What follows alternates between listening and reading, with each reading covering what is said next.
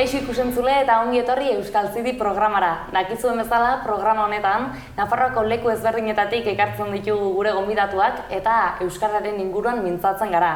Gaur kontan, bi gonbidatu berezi ditugu, alde batetik Maite egin da, arratsaldeon Maite. Arratsaldeon. Eta beste aldetik Xabier Joseba Elizalde. Arratsaldeon zuri ere. Arratsaldeon bai. Bueno, lehenik eta behin, gustatuko zitzaidake pixka zuen burua aurkeztea, nondi zatozten, nortzuk zareten. Hasiko zara, Maite? Bai, ni Maite naiz, Iruñekoa naiz, Arrotxapeakoa, baina Sarasaten bizi naiz, herri txiki bada, duela 6 urteia bertan. Eta, bueno, euskararen bueltan nabil, plano profesionalean urte luzez, baina baita personalean edo maila personalean parte hartzen dut euskararen aldeko ekimenetan, eta horixe. Gero sakonduko dugu pixkat gehiago zure lanian, baina zeintzuk dira zure afizioak, zer egiten duzu zure denbora librean? Gero eta gehiago gustatzen zait, pixka bat hiritik aldendu eta mendibueltan ibiltzea, hori asko eskertzen dut, baina gehiegi deskonektatu gabe hiritik. Gertuan eukitzea ere maite dut, Iruñean egotea gustoko dut, ustut oso hiri atsegina dela, eta hortxe, irakurtzea ere maite dut, eta bueno, gauza arrunt samarrak, esango nuke. Zure kasuan, Xabier? Bueno, ni Xabi naiz, ni Iruñekoa naiz, Azpiragainakoa, eta ja duela 4 urte Donostira jo nintzala ikastea eta lan egitea. Eta, bueno, aktoretza munduan sartu nintzen, bai antzerkian eta pixka telebistan, baina gehiago antzerkian. Eta, bueno, naiz Iruñan eta Donostin, saiatzen naiz beti baitare Euskararloko bai gazteria eta bai bizkan nagusien artean montatzen dituzten ekintzen artean ibiltzea. Eta hortaz aparte, ze afizio dituzu? Bueno, asko gustatzen zait idaztea, antzerki obra txikiak, zakit kirola egitea, baina orain denbora gutxi daukat lan asko eta bai. Liatuta ibiltzen zara askotan, ez? Bai. Bueno, galdera motxo batzuk prestatu ditut pixka zuen burua hobeki ezagutzeko, ze hasiera batean agian aurkezpen bat egitea ez da erraza, eta galderak erantzuteko prest? Bai. Bueno, lehenengo galdera da, ea ze urtaro duzuen Maiteen? Ze urtaro? Nik udaberria.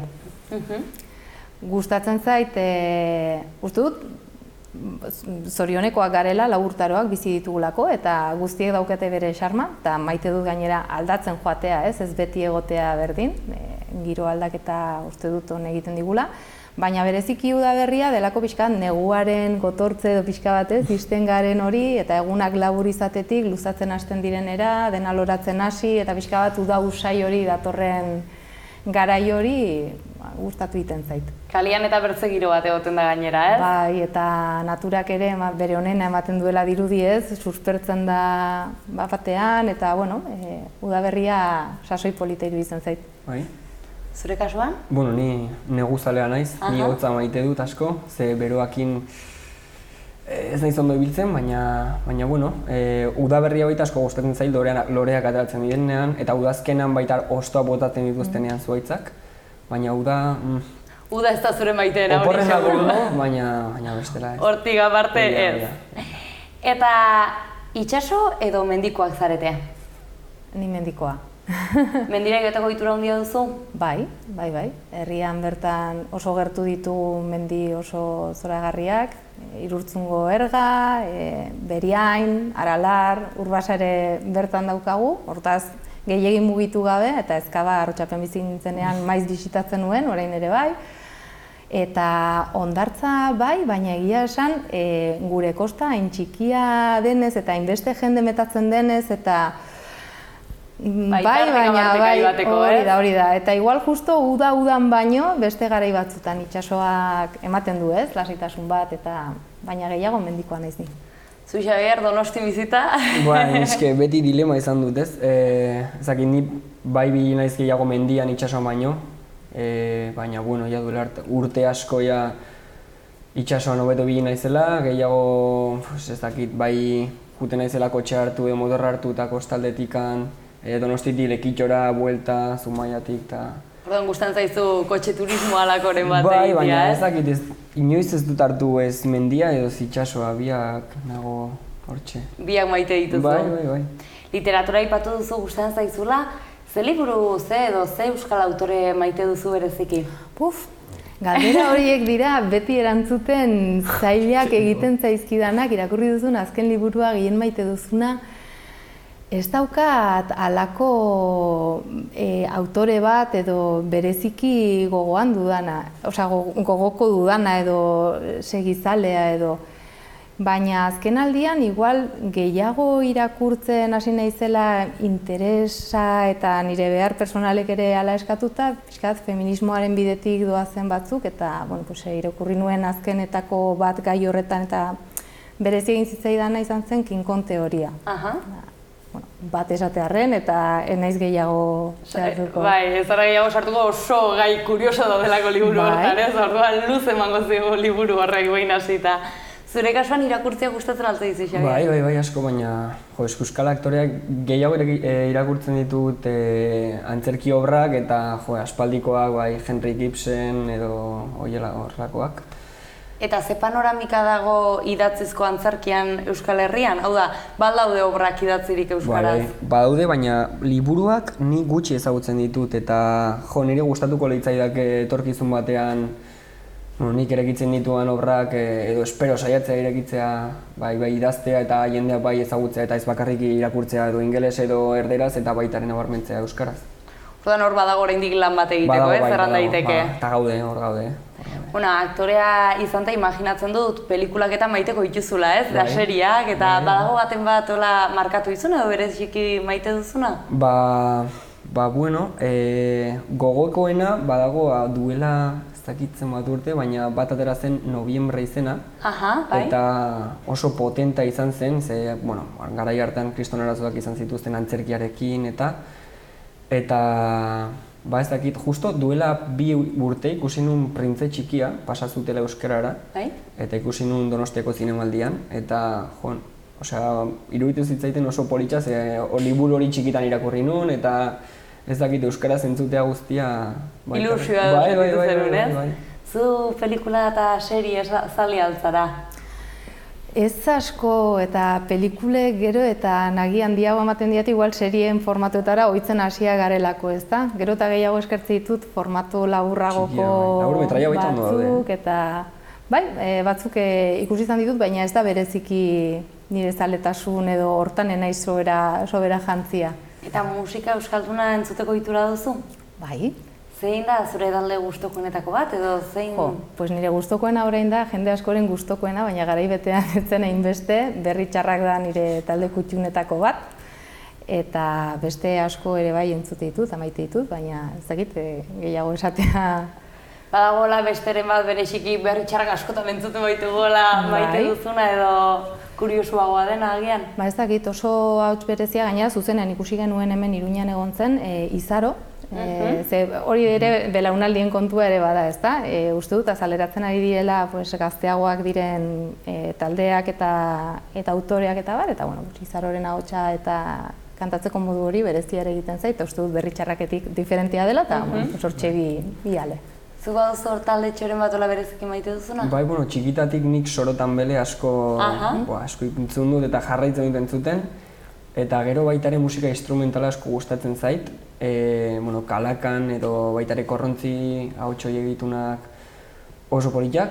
Eta ez dakit gero gehiago, orain baitare eskabidean hande Blackbirds gora igo diela, lehen eskabian ziren, eta orain beste 3 neska sartu dira taldean. Eskumina beraiei, oso jatorrak, talde oso jatorra, eta ez dakit, espero eta nik uste urte batzutan potenteak izango diela. Bai, azken aldian disko atera dute eta hortxe dabiltza, ez da? Bai, lantara, bai. Eta jatetxe batera joanez gero, zer gustatzen zaizue jateko? Hau da, nahiago izaten duzue bertan-bertako aian, beti berdinak eskatzen duzuen horietako bazarete? Ni saiatzen naiz, ez naiz soberara gizalea eta hola, ez naiz joaten justo horietara, baina bai saiatzen naiz tokikoa, zer den bertako ohikoena galdetzen edo eta horiek probatzen. Ni ostalaritzan baita lan egiten dut, eta ez dakit beti juten etzenean neskakin esaten dio, gaur, ja juten garenean beste toki berdina eta guazen dena probatzea eta beti nola gauza ezberdina probatzea modernoak, ez? Gauza, ez dakit, kesi nitrogeno likidoarekin edo ez dakit zerrekin. Alakoak maite duzu. Bai, gauza, ez dakit, anaia sukaldaria dauka baita, así que... Orduan etxian ere edukiko duzu ezer probatu, ez? Bai. Eta bidaiatzen maite duzu, Asko. Nola, ze bidai daukazu burutan, nola berezi izan dena edo, ze bidai egin nahiko zenuke oraindik ez duzuna gauzatu? Orain planteatzen ari gara 2 hilabete barru jutea Londresea, aspalditik nahi duela jun. Eta bueltatu, bueltatuko nintzateke Greziara, bisitatu nuna, eta bai, geratu nintzen hor, ez dakit gogo gehiagorekin egoteko. Islatxoetan ibili zinen, eta... Bai. Edifizio historiko asko goten dira gainera, ez? Bueno, jun ginen denbora gutxirekin, baina, Korfu adibidez, kontrolatu nintzen eta ez nuen ikusi ez da zakar poltsa edo zakarrontzirik kaletikan eta dena garbi zegoen. Hori ere eskertzekoa, ez da? Bai, kristona, bai. Zu maite bidaiatzea? Esango nuke ez dela gehien egiten dudan hori, bidaiatu dut, urrunen egon naizen tokia Argentina izan da, eta Europako hiriburu batzuk ere, Londres, Paris eta holakoak ezagutze ditut. Gehiago mugitu naiz igual Espainiako estatuan, eta orain pendiente daukagun bidai bat, lagun batzuk 40 urtetara hurbiltzen ari garen hontan, eta niko 18 hendikan pasatzen, baina hoxe batzuk bete dituzte, eta ari gara pixkat urte muga horiek modu bereziago batean ospatzen edo, eta badirudi urrengoaren nahia dela Erromara egitea eskapatxo bat lagunekin, eta bakizu batzuk amatasuna dela eta ez dela kosta egiten da gehiago. Orduan, hemendik badoioakio, nago guazen Erromara mesedez, aber ateratzen den bidaia. Ea badago aukera. Hoxe.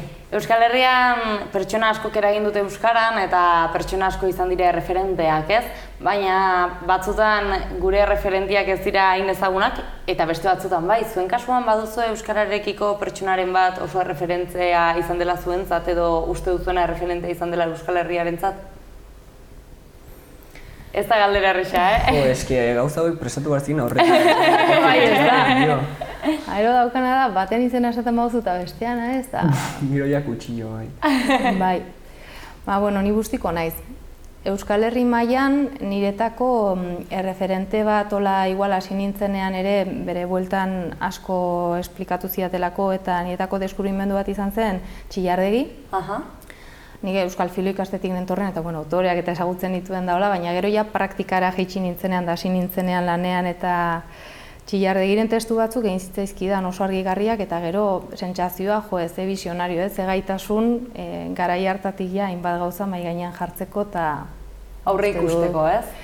Bai, eta egin dituen ekarpenak esango nuke ez direla nola nahikoak eta bat esatearen Euskal Herri mailan hortik agian.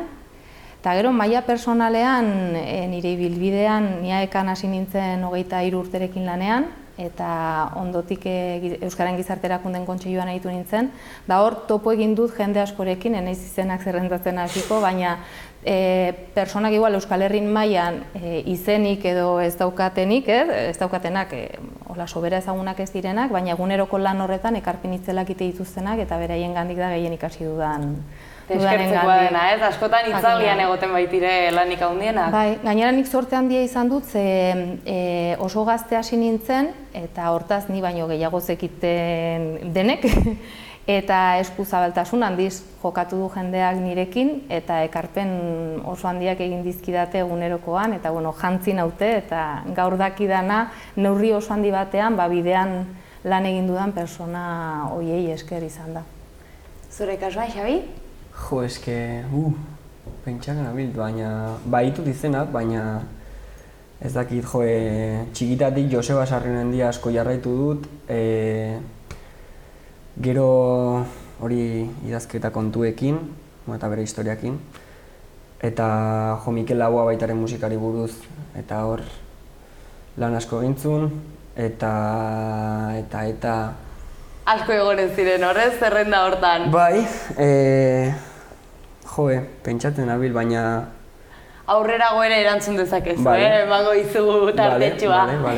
Bueno, eta pixka zuek hobeki ezagutzuta gero, konta idazue zuen ofizioa nolakoa den, pixka eta euskararekin ze harreman daukan, zureak oso zuzena dauka, orduan, konta iguzu Maite, zein da zure lanbidea, zein enpresetarako aitzen zara lanian? Nik Emun kooperatiban egiten dut lan, Emun esan bezala kooperatiba bat da, bere goitiztena edo atzetik doana da Euskara eta Berrikuntza Soziala. 1997an sortu zen, lan mundua euskalduntzeko helburuarekin, eta hori izan bazuen ere lehendabiziko terrenoa edo eta gaur egun ere ardatza izaten segitzen badu ere,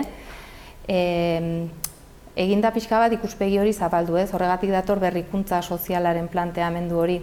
Berrikuntza sozialak azken batean gizarteak dituen erronka, premia eta arazo berri eta konplexuei erantzuteko bide bat da. Eta bide horretan helburua da justizia soziala eta aukera berdintasuna.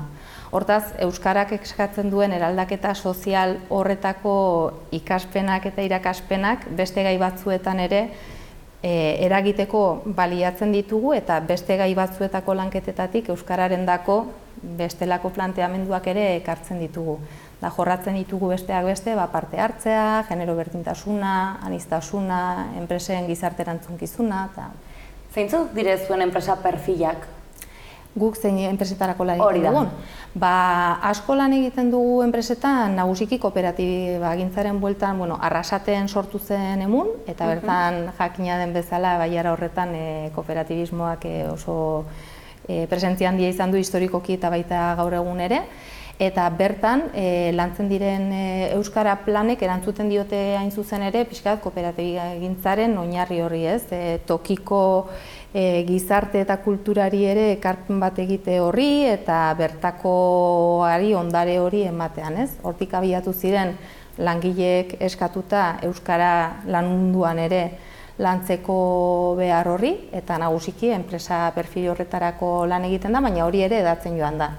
Nafarroan esate baterako, zenbait enpresetan ere lanean ari gara, ez da soilik debagoienan lan egiten. Zorionez, Euskal Herrian gero eta gehiago dira euren burua, euren enpresa bera euskara baliatzeko bidea urratu dutenak. Bai langilei begira eta baita ere zerbitzua eskaintzeari begira. Zure kasuan antzerkigintzan ibili zara, zenbat urtekin hasi zinen gutxi gora bera antzerki munduan? Antzerki munduan, antzerki egiten 19 urtekin.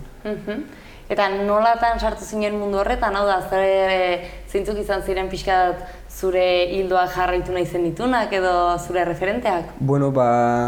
Txikitatik ja, ez zain txikitatik, baina jo nintzen gurasoekin ikustea bai antzerkiak eta zineman baita eta azkenean esan nun kuadriako baita esaten zidaten lan egin behar duzu hortan saietu bat zara, ze beti zaude gauza berriak iten edo lan horietan lan eta lan ibili behar zara eta jarri behar duzu hor ikuspuntu bat baitare barrutikan aterata eta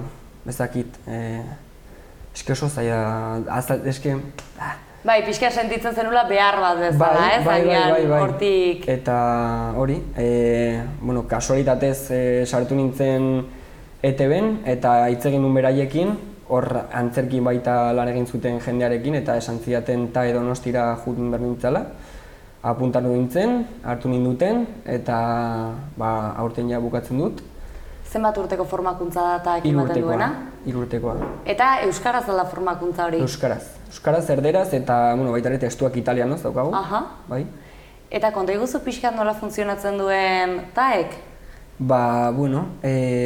Ikasgaiak gorputz eta mugimendu eszenikoa lantzen dugu. Neri gehien gustatzen zaidan ikasgaia euskararen intonazio egokia, bakarrik guk ikasten dugula, hor TAE Donostian. Telebistan edo irratian atera behar baldin bazara, ez? Nola zen mailako entonazioak igo behar dituzun, adibidez nire izena ez da Xabier, nire izena euskaraz Xabier da. Ondo, ze bestela kastellanizatu egiten dira, eta hor zaintzen ditugu gauzak, eta gero interpretazioa daukagu baita, hor lantaran piko pala gaudela. Eta ahotsaren intonazioa, bai euskara eta bai ahotsa. Eta zenbat egoten zarete klasean gutxi gora bera? Bueno, batzuk gehiago, beste batzuk gutxiago, baina gutxi gora bera 4-5 ordu astelehenetik ostegunera, eta bueno, orain aparte sortu berri dugu produktora txiki bat gurea, tore batzuena, tiraka deitzen dena, eta hor baita ostegunero ateratzen garenean taetik gaude lanean beste proiektu berri batekin, abenduaren 14 eta 15 aurkeztuko dugula Donostiako Tabakaleran. Eta zeren ingurukoa izango da, euskaraz izango da? Euskeraz eta erderaz, bi pasak egingo ditugu, larunbat eta igande, eta etorkizunari begira. Ze irakurri ditugu, zenbait artikulu 2024an, ikerketak atea dira, eta badirudi 20 urte barru baita ere heriotza izango dela aukeragarri. Ezakit, kriogenizatu halko gara, orain 25.000 truke, igual duela 20 urte pasata izango dira 5.000, eta horrekin kutxa kulturrek montatzen duen merkatu txiki hori, aurten dago begira, etorkizunari begira, hori da. Pasaden urtean baita ere aurkeztu genuen Asier Olazaigitanik gure lehendabiziko antzerki obra guk idatzia zuzendu eta interpretatua, bai. Eta orain bigarren aurkeztuko bai. Euskara azkenean hildo bezala hartuta edo, zuek nabaritzen alduzue probintzia ezberdinetan egoera ezberdina gaudela. Hau da, aldatzen da handitz enpresaren funtzionamentua Nafarroan izan, Gipuzkoan, Araban edo Bizkaian? Esango nuke, herrialdeaz gain edo daukan ingurune soziolinguistikoak eragiten duela. Hau da, gune euskaldunagoak diren herrietan, horren reflejoa ere enpresa barruan daukazu, ez? Jende gehiagok daki euskara eta hortaz enpresaren egoera den lanketa, jende euskaldun gutxiago dagoenarekin alderatuz desberdina da, ez? Eta gune euskaldunagoak daude zenbait probintzitan gehiago besteetan baina toki guztietan ditugu gune euskaldunagoak eta gune erdaldunagoak. Eta gero, nire ustez, zer egiten duen beste puntuetako bat da banaketa administratiboak ezartzen duena, ez? EAen euskara ofiziala da zera guztian, eta horrek baditu ondorio batzuk, eta urtetan instituzioetatik egin dituzten politikek izan dute ondorio bat, eta Nafarroan, ongi dakigun bezala, euskara ez da ofiziala eremu osoan, eta horrek ere bestelako jarrera eta ondorio batzuk ere ditu herritarren artean, eta horrek ere reflejoa dauka enpresetan. Hortaz, esango nuke ez dela bakarrik herrialdeen arabera, baizik eta pixka bat inguru soziolinguistikoa eta gero bi alde nagusi horiek. Zu nabaritzen duzu antzerkia mugitzerak orduan, edo imaginatzen dut saiatuko zaretela harremenetan jartzen kulturretxe ezberdinekin. Nabaritzen duzu euskara eta erdarazko eskakizunak aldatu egiten direla zonaldeen arabera? Bai, eta gainera Iruñatik Donostira jo nintzenan, pixkat notatu nu eta min eman zian, barruan. Eta, orain bueltatzen naizenean Iruñera, geroz eta gehiago, euskara gehiago entzuten da. Eta Donostin baita. Baina jo nintzenean egun batean grabatzera Bizkaiara, notatu nun, eta eta Araban baita grabatu nunean duela 2 urte, euskara, ez dakit, produkzio horietakoak edo euskara pixkat porrez dokaten edo ez dakit, baina hitz egin nunango jendeakin eta esan nien hemen euskara gutxi tal, eta esan zidaten, saiatzen diela eta gauzak egiten dituztela, baina bai notatzen da aldea. Bai. Karo, ni ia dena telebistan euskaraz grabatu dut eta orduan ez dut hainbeste notatu. Baina lankideen artean euskaraz grabatu bai, baina atzean ere euskaraz solasteko gogo hori eta intentzio hori mantentzen da? Bai. Guk gure tiraka sarean, guk beti euskaraz hitz egiten ditugu bai bilerak, bai hitzaldiak eta bai gauzak saiatzen gara. Horretain saiatzen gara, ze baita ere ditugu lurraldu guztietakoak, bai Kaldealduña, pasaden urtean ekarri genituen Palestinakoak, eta gu saiatzen gara etortzen den jendearekin solastea eta irakastea, ez bakarrik gauza diela aktuatzea edo gauzak horietakoak egitea. Baina, bueno, zaila, baina jarraitzen dugu, ze hau izten baldin badugu hemen geratzen gara, así que jarraituko dugu. Ordan lanean segitzen duzu eta ilusioarekin, ez? Bai, hori beti. Zuke lanean lankide guztiak euskaldunak izatea beharrezkoa alda, hori alda behar den oinarrizko zerbait.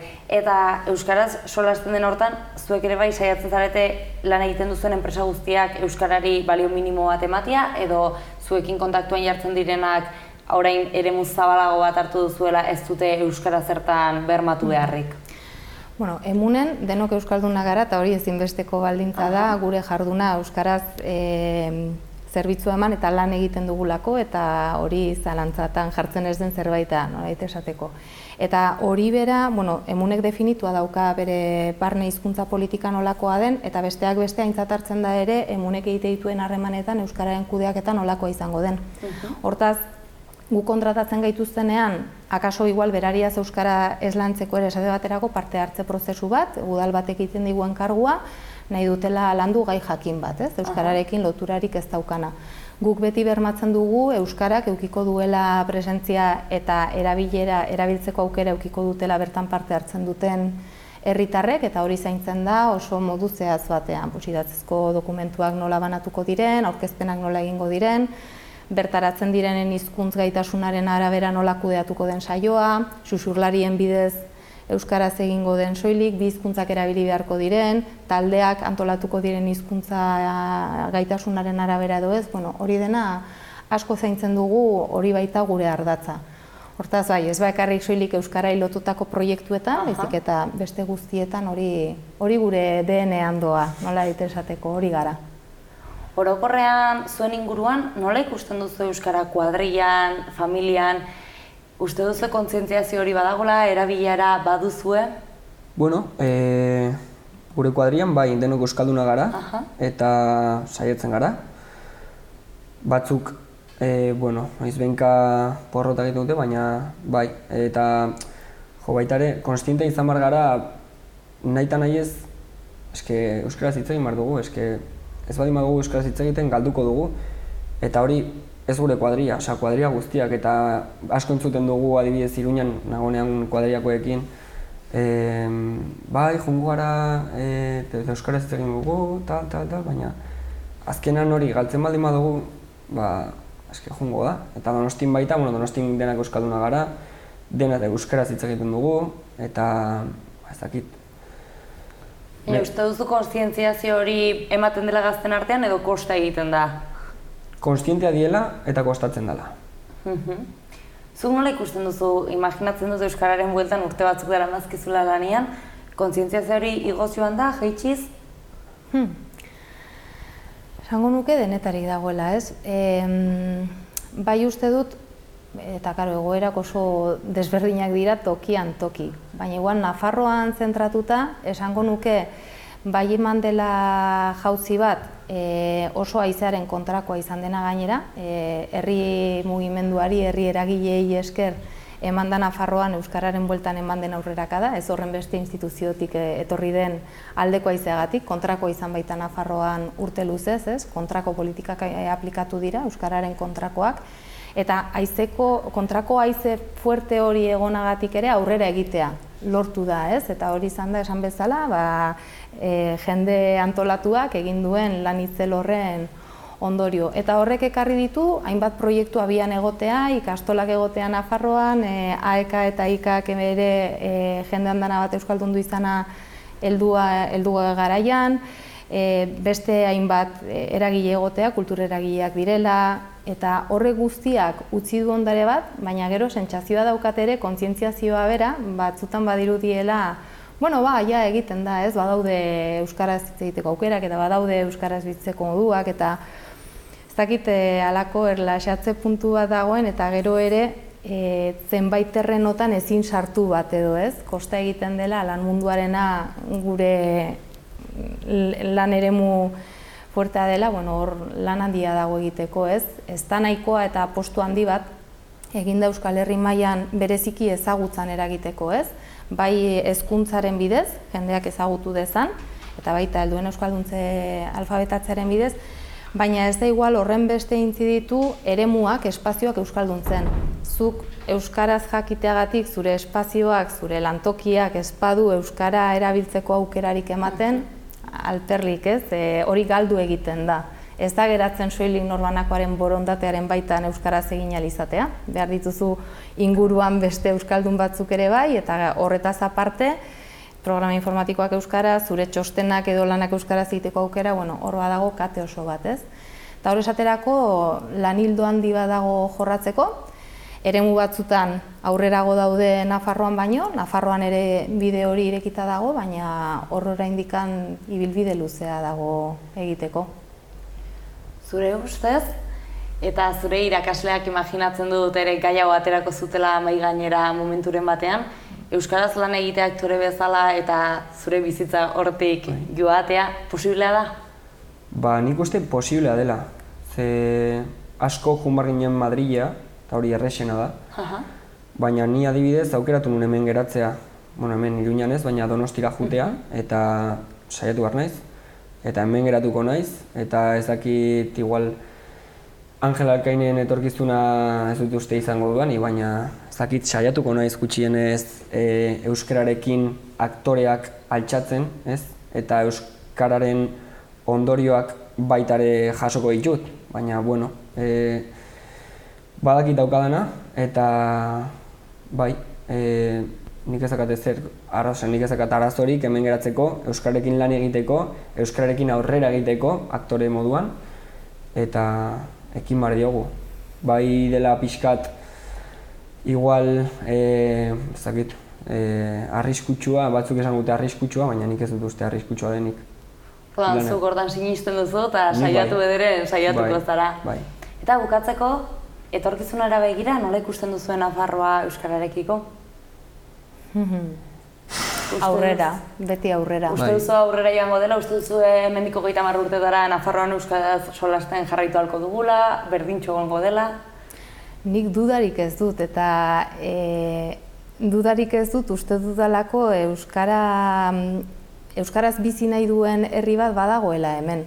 Ez zaiola aukerarik ematen beti, askotan zango traba jartzen zaizkiola erraztasunak baino gehiago, baina orain arte adorez jokatu da eta proiektu ilusionagarriak sortu dira eta bide hortan jende asko aldundu da eta urrats politak eman dira eta dudarik ez dut ematen jarraituko direla. Ikusi besterik ez dago sortzen segitu diren proiektuak, ez da izan garai batean dena sortu dela eta hor eten egin dela, ez? Kontrara, garai batean sortutako proiektuek bilakaera izan dute eta jakin izan dute garai berrietara egokitzen eta jende berriaren gana iristen eta gaitasun hori izan dute eta sortu dira ere berriak diren proiektu eta barrekoak. Adibide polit bat izan daiteke Iruinkokoa esate baterako, ez? Aldezarreko gazte jendeak antzerkiaren eta pixka batzearen bueltan sortu duen, ez dakit nola deitu, performance, proiektu bat inork bereziki sustatu edo bultzatu gabe, baizik eta borondate eta gogo personal batetik batzutatik sortu dena, eta euskaratik eta euskaraz egin nahi dutelako hori, ez? Hortaz, haizea batzutan ez dago alde, baina uste dut badagoela Nafarroan jende euskalduna, euskaltzalea eta baita egoskorra ere aurrera egiteko behar denean, hortaz, bai. Zuk etorkizuna? Beti zaila auki dugu eta izango dugu, baina nik uste, bai, hori esan duzuena, herri potente bat gara, gure bihotzean eta Nafarroaren bihotzean euskara beti egongo da eta aurrera aterako gara. Eta bai, proiektu berriekin bai antzerkian eta bai hiriko gaztetxoentzat, nagusientzat, guztientzat eraikitzen baldin baditugu proiektu horiek eta uzten baldin badigute, aterako da Nafarroa euskaldun bat, borrokatuko dugu Nafarroa euskaldun batengatik. Eta saiatuko gara, nahiz batzuk alde egin Gipuzkoara, baina bueltatuko gara beti. Bueno, bikote, espero dezagun nik gauzatxo bat bakarrik instituzioetatik, orain arte egon den babes handiagoa ere egotea, eta aurreko legegintzaldian eman zen aldaketa bat eta aldeko haize bat ere sartzen hasi zen, orain egoera pixka bat berriz ere dago zer etorriko eta nola egongo, baina, bueno, eskaera ere bai aldi berean, instituzioei dagokien zeregin horretan egin beharreko ekarpen hori ere egin dezaten, ez? Bada garaia Nafarroan euskara ofiziala izateko goitik bera eta ez gure lurraldea zatitua egotea eta eskubideak, ez? Nungoa zaren horren arabera aitortuak eta ondorioz horretarako baliabideak eta jarrita. Hortaz, eskaeratxo hori ere bai, herritarrak bai, baina beste alderrek ere jar dezala berea. Ea aukera daukagun, egunen batez Nafarroa osoan euskaraz ikasi ahal izateko, euskaraz telebista ikusi ahal izateko eta euskaraz bizitzeko. Plazera handi bat izan da biei hemen edukitzea, mila esker zuek ekarri dizuen informazio guztiagatik eta kontatu diguzuenagatik, eta espero dut aktore bezala eta euskarako proiektuetan ere bai elkarri ikustia. Mila esker eta bertze bat arte. Zuei, plazer bat. Bueno, eta zuri ikusentzuliare, mila esker horregoteagatik, plazera handi bat izan da beti bezala, jarraitu euskara solasean eta laizter arte, zoriontsu izan.